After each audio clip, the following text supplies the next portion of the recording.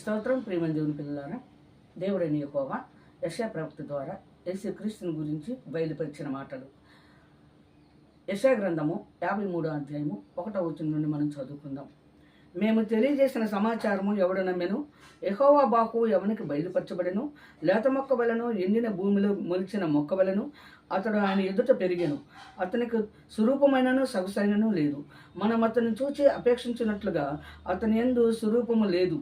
అతడు తృణీకరింపబడిన వాడును ఆయను. మనుషుల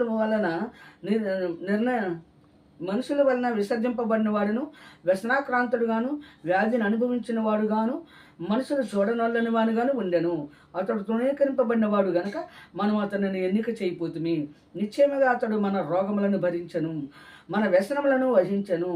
అయినను మొత్తబడిన వానిగాను, దేవుని వలన బాధింపబడిన వానిగాను, శ్రమ నొందిన వానిగాను మనం అతనిని ఎంచితిమి.